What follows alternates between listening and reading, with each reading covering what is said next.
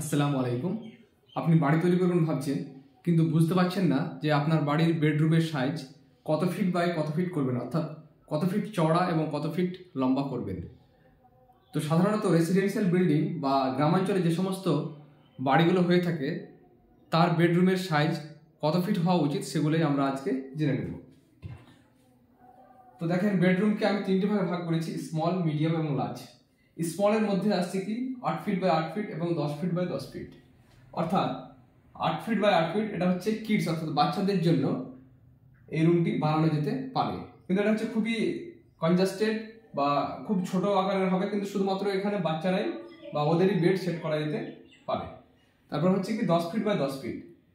এটা হচ্ছে যদি জায়গা কম থাকে তো সর্বনিম্ন 10 ফিট বাই 10 ফিট চওড়ার বেডরুম করা যেতে পারে। তো এর ক্ষেত্রে আমরা একটা 6 বাই 6 এর বেড অ্যারেঞ্জ করতে পারি।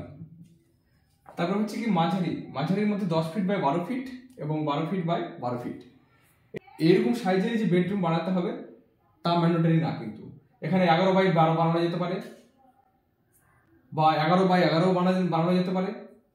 তারপর হচ্ছে কি লার্জ বা বড়, অর্থাৎ মাস্টার বেডরুম যেগুলো আছে, যেক্ষেত্রে অ্যাটাচ টয়লেট বা বাথরুম অ্যাড করা যেতে পারে, সেগুলো বেডরুমের ক্ষেত্রে 12 বাই 14 এবং 12 বাই 16 করা যেতে পারে।